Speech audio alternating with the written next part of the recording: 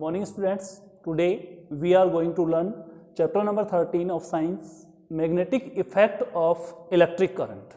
जैसा कि आपको चैप्टर के नाम से पता चल रहा है, मैग्नेटिक इफेक्ट, मैग्नेट और इलेक्ट्रिक करंट दोनों एक दूसरे से रिलेटेड है, यानी कि इलेक्ट्रिक करंट का मैग्नेट से क्या रिलेशन है, इस चैप्टर में हम ये चीज देखेंगे। और इलेक्ट्रिक करंट से मैग्नेट किस प्रकार वर्क करता है, कैसे मैग्नेट बनता है और उससे रिलेटेड कौन कौन सी डिवाइसेज है जो काम करती है। अपनी डेली लाइफ में आप कई सारी चीजें देखते हो, वो हम चलाते तो इलेक्ट्रिक करंट से, लेकिन उनका प्रिंसिपल क्या है, उनमें एक मैग्नेट बनता है। मैग्नेट कैसे बनता है, क्यों बनता है, कौन कौन से रूल्स के आधार पे वो वर्क करती है, ये सब चीज़ अपने चैप्टर में देखेंगे। फर्स्टली हम ये देख रहे हैं कि इलेक्ट्रिक करंट को सबसे पहले किसने मैग्नेटिक इफेक्ट को किसने डिस्कवर किया, कैसे पता चला।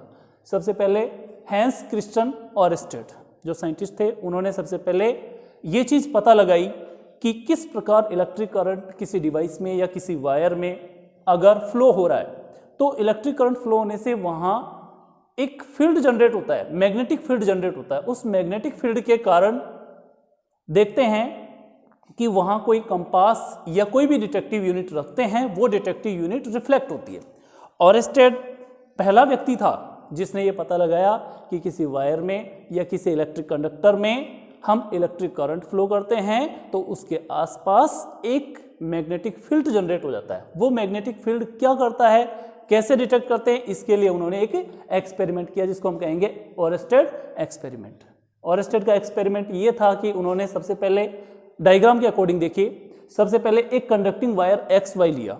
कंडक्टिंग वायर में एक रेजिस्टेंस आर, एक की यानी स्विच के और एक बैटरी को सबको सीरीज में कनेक्ट कर दिया। कनेक्ट करने के बाद जैसे ही उन्होंने की ऑन करने के बाद इस कंडक्टर वायर एक्स वाई में क्या होगा, करंट फ्लो होगा। जैसा कि आपने चैप्टर 12 में देखा था कि किसी भी कंडक्टर वायर में अगर आप सर्किट बनाकर करंट फ्लो करते हो तो करंट फ्लो होगा। यहाँ करंट फ्लो होने के बाद हम देखते हैं इसके पास अगर कोई कंपास, ये जो आपको डायग्राम दिया हुआ इसको हम कहेंगे कंपास निडल, सी कंपास निडल का दो।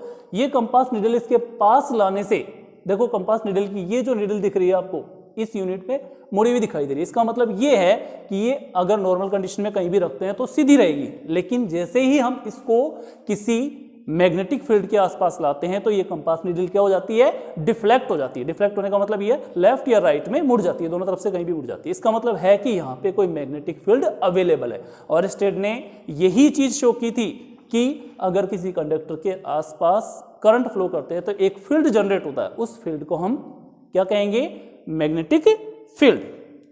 अब आप इसको, जैसे ही मैं ये चीज बता रहा हूं, ये सारी नोट्स में आपको अवेलेबल करवा दी जाएगी, तो आप नोट्स और इस वीडियो को दोनों को कंबाइन करके पढ़ सकते हैं।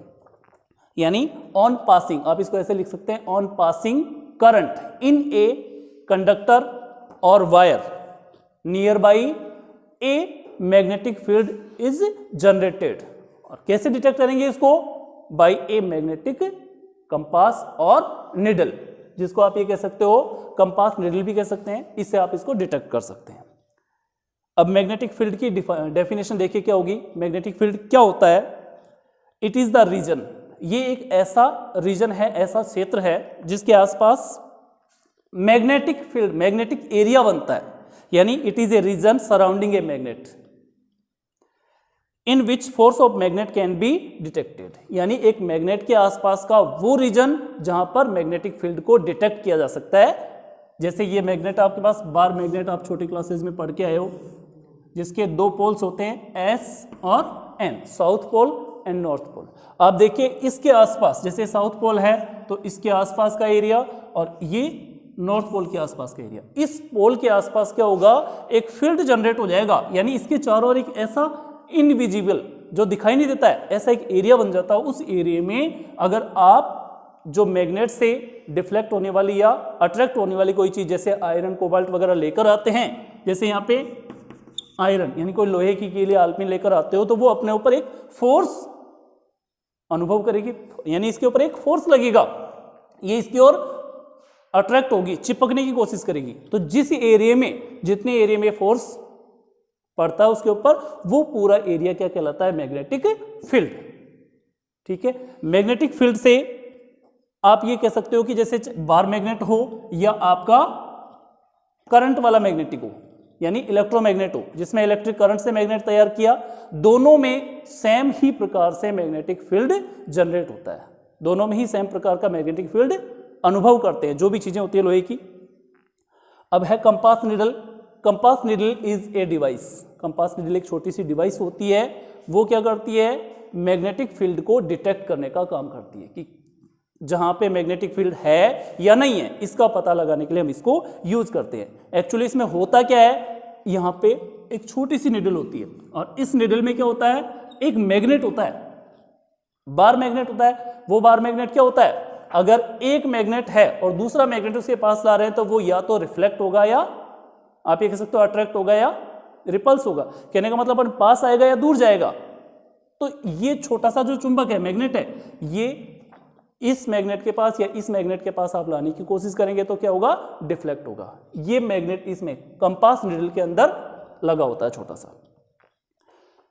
नेक्स्ट है magnetic field lines. Important topic है मैग्नेटिक फील्ड लाइंस। देखिए कोई भी मैग्नेट होता है, उस मैग्नेट के आसपास मैग्नेटिक फील्ड लाइंस अवेलेबल होती है। कैसे होती है मैग्नेटिक फील्ड लाइंस, जैसे ये मैग्नेट है तो यहां से मैग्नेटिक फील्ड लाइन इस प्रकार आप शो कर सकते हैं इनको।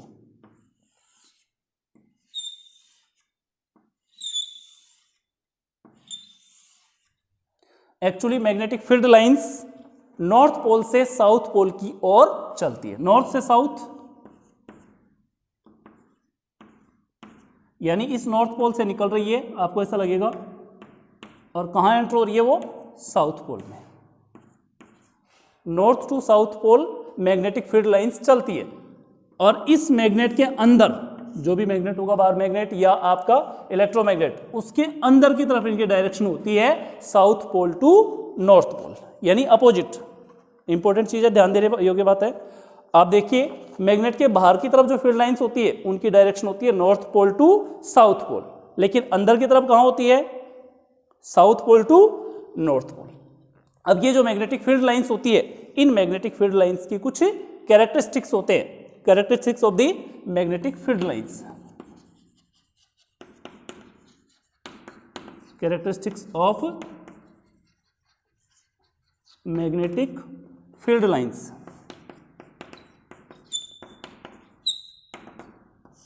इनके क्या क्या कैरेक्टर्स होते हैं मैग्नेटिक फील्ड लाइंस के। The direction of the magnetic field lines, first point मैंने बताया था, आप इनको नोट कर सकते हैं या फिर नोट्स में मिल जाएगी आपको।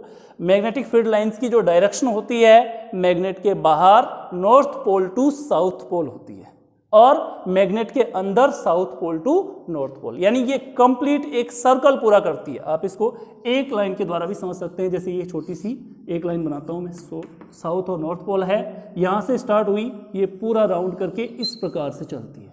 कहने का मतलब डायरेक्शन क्या हुई, नॉर्थ टू साउथ बाहर की तरफ और अंदर साउथ टू नॉर्थ। तो इस प्रकार से मैग्नेटिक फील्ड लाइंस इस मैग्नेट के चारों ओर राउंड करती रहती है, सर्कल रूप में राउंड करती रहती है। फर्स्ट पॉइंट तो हो गया इसकी direction, direction of the magnetic field lines. Second point है the strength of the magnetic field is expressed by the closeness of the magnetic field lines. ये मैग्नेटिक फील्ड लाइंस जितनी क्लोज होगी उतनी ज्यादा मैग्नेटिक फील्ड की strength होगी, यानी कि सेकंड पॉइंट हो गया क्लोजनेस। क्लोजनेस किससे डिपेंडेड है, स्ट्रेंथ ऑफ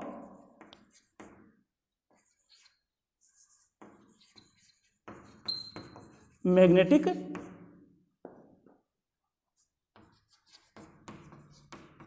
फील्ड, यानी मैग्नेटिक फील्ड की स्ट्रेंथ किस पे डिपेंड करेगी, वो क्लोजनेस पे। जितनी पास पास लाइनें होगी उतना ही यहां पे मैग्नेटिक फील्ड मजबूत होगा, स्ट्रोंग होगा। सेकेंड कैरेक्टरिस्टिक हो गया। थर्ड वाला आपके कभी भी दो field lines, magnetic field line कभी एक दूसरे को क्रॉस नहीं करेगी, यानी कि ये आपस में क्या होती है, पैरेलल होती है एक दूसरे को। जैसे एक लाइन ये है तो दूसरी लाइन ये है, कभी भी ऐसा नहीं होगा कि कोई लाइन इनको क्रॉस कर जाए, ऐसी पोजीशन कभी नहीं आएगी। क्यों नहीं आएगी? क्योंकि इनकी डायरेक्शन क्या है, अगर एक दूसरे को क्रॉस होगी तो इनकी डायरेक्शन, आप अगला नेक्स्ट रूल पढ़ोगे फ्लेमिंग का राइट हैंड थंब रूल, उसमें देखेंगे हम कि अगर क्रॉस करेगी तो डायरेक्शन चेंज हो जाएगी, और ऐसा पॉसिबल नहीं है। यानी एक ही पॉइंट पर दो अलग अलग डायरेक्शन वाली फील्ड लाइन्स नहीं हो सकती, इसलिए ये एक दूसरे को कभी क्रॉस नहीं कर सकती। नेक्स्ट आपका पॉइंट आएगा इसमें magnetic field due to current carrying conductor. ये वाला पॉइंट है आपका ओवरस्टेड वाला। ऐसा कैसा ही सेम टू सेम, अगर किसी करंट कैरिंग कंडक्टर में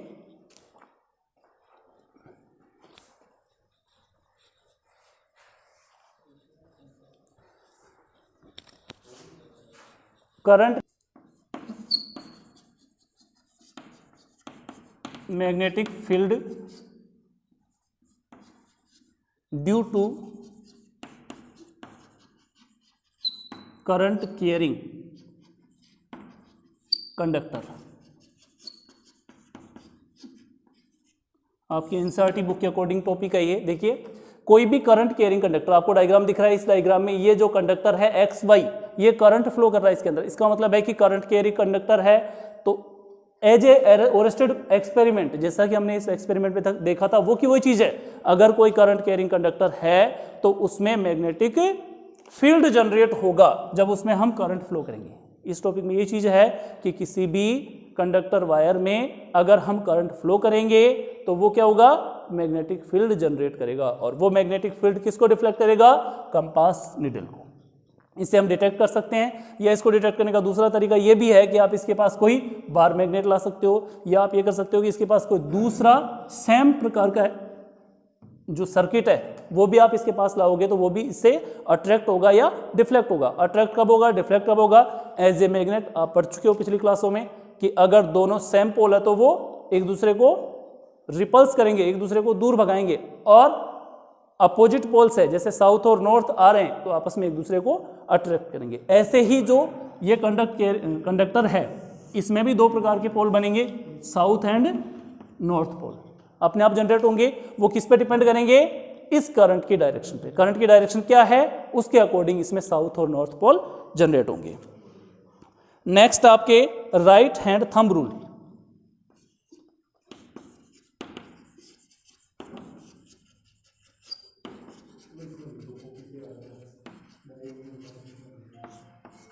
राइट हैंड थंब रूल, जैसा कि आपको नाम से क्लियर हो रहा है, ऐसा कोई रूल जो आपके राइट हैंड से एक्सप्रेस किया जा सकता है, व्यक्त किया जा सकता है, उसको हम राइट हैंड थंब रूल कहेंगे। जनरली हम ये कह सकते हैं आपका कोई करंट कैरिंग कंडक्टर है, डायग्राम में दिया ऊपर, ऐसा कैसा करंट कैरिंग कंडक्टर है, अगर इस कंडक्टर को हम अपने राइट हैंड की मुट्ठी में बंद करें और अंगूठा ऊपर की तरफ रहे, यानी थंब ऊपर की तरफ है, तो अपनी जो मुड़ी हुई उंगलियां हैं वो अपने मैग्नेटिक लाइंस की डायरेक्शन को बताता है, यानी मैग्नेटिक फील्ड की डायरेक्शन को बताता है। ये जो राइट हैंड थंब रूल है ये मैग्नेटिक फील्ड की डायरेक्शन को शो करने के लिए काम आता है।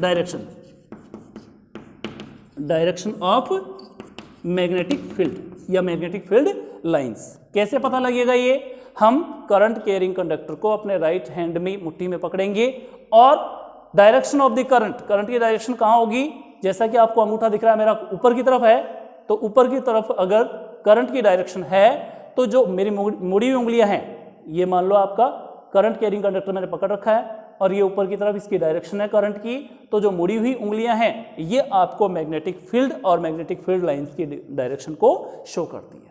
यही आपका राइट हैंड थंब रूल है। आप इसको ऐसे कैसे डेफिनेशन के रूप में लिख सकते हो, एक current carrying straight conductor has magnetic field in the form of concentric circles, और इसमें जो फील्ड बनेगा वो ऐसे कॉन्सेंट्रिक यानी एक के अंदर एक, जैसे कि इस प्रकार से सर्किल बनेगा एक, फिर दूसरा इस प्रकार से सर्किल बनेगा, फिर तीसरा इस प्रकार से सर्किल बनेगा। तो ये सर्किल बन रहे हैं, सर्किल में देखो एरो का जो सिंबल है, ये एरो का सिंबल क्या बता रहा है, direction of the magnetic field lines, और डायरेक्शन ऑफ करंट कहाँ होगी, ऊपर की ओर। करंट की डायरेक्शन ऊपर की ओर है, यानी मैंने इसको मुट्ठी में ऐसे पकड़ा, तो ये फील्ड लाइंस की डायरेक्शन कैसे होगी, अंदर की तरफ, यानी जैसे मुट्ठी बंद करे तो इस प्रकार से direction of the magnetic field lines होगी। ठीक है, नेक्स्ट अपना जो टॉपिक होगा वो नेक्स्ट वीडियो में प्रिपेयर करेंगे। Thank you.